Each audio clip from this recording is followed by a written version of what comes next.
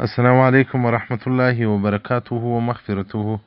یو محترم پوښتنه کړې ده چې د یو چا څخه په مجلس کې باد پرې سي، نو بیا د خلک ورباندې خاندي، هغه له باد ځینې وولېږي.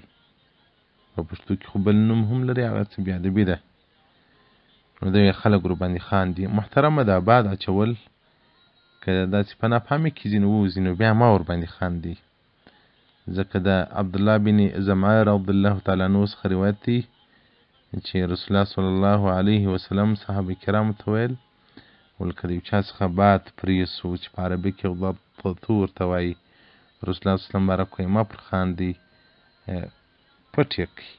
نو امام نووي رحمت الله علیه مبارک وایي د یو چا باد که دې واورېدی، نو بس ځان پر واچوه، داسې ځان واچوه چې ما ورکه یو شی لا اورېدلی. دا د حسن ادب د معاشرې هم دا دی.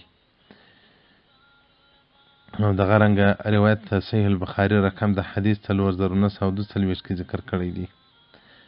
او دا چې د بعضو خلکو عادت وي، لکه پنجابیان یا د هندوستان بعضې خلک، نو دا عادت یې نه جوړېږي، ځکه د قوم لوط متعلق په سورة العنکبوت کې په 28 آیات کې د دې بیان الله جل جلاله کوي چې دوی داسې بد اعمال درلودو. نو له هغو اعمالو څخه یو دا و چې په مجلس کې بیا ډنګ سو باد بیا واچوو.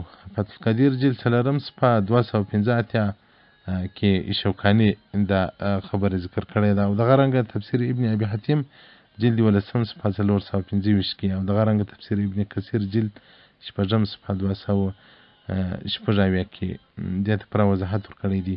او دغه رنګه تفسیر القرطبي د سورة عنکبوت، نو دوی به دا بادونه غورځول.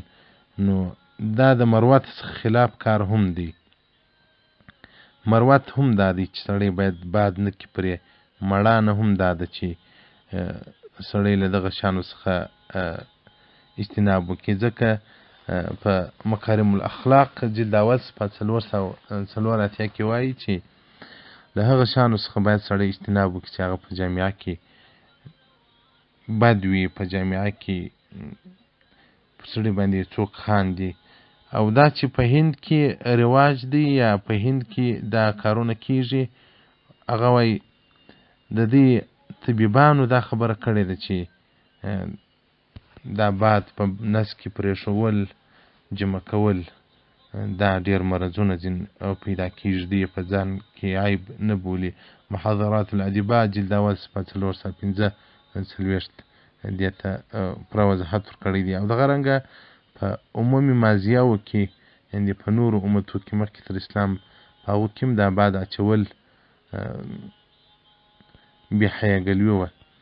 نو د دې سره اجتناب وکړئ. که د چا پر معده درد وي، بادک شی یې خوړلی وي، ګندنه یې خوړلی وي، ګوبه یې خوړلی وي، نو هغه دې بیا د مېلمنو مجلس ته نه راځي، هېڅ څه دې ګوښه کېږي، هلته دې کار خلاصوي، بیا دې راځي.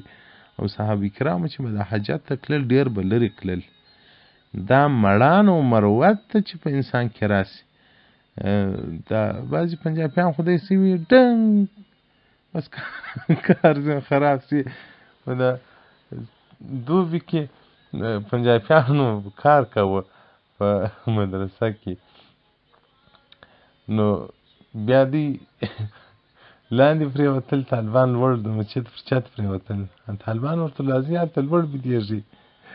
لطیف بایي خورا ښه اخلاص هم لري، له پنجاب یې ما ته د سرسام تېر لا وړي وو، هغې ما پیر صاحب ولي خورا عقیده راته خلاصه ده. بیا خو دلته څه نصیحت هم ورته وکړي، موږ لمونځ شروع کړه. نو ګوره اوس پې کوي که بې نه کوي، په هغو ورځو کې خو یې لمونځ شروع کړي. نو ده خندل ویل یا لوړ موږ نه بېدېږو، زموږ څخه بادونه پرې کېږي، بیا ته یې راباندې خاندي. لاندې قرآن دا ګرمۍ ته پراته وه، پر چت باندې ښه هوا چلېدله. نو په کوم قوم کې چې بیا عیب نه وي، لکه پنجابیان یا هندوستان خلک، نو چې هغه اوس په څه وجه عیب نه دي، په هغو کې بیا دا ټیغ عیب دی، ټیغ هم عیب دی، دغه بلاوالی چم هم عیب دی. له دواړو څخه اجتناب وکړي. والسلام علیکم ورحمة الله وبرکاته.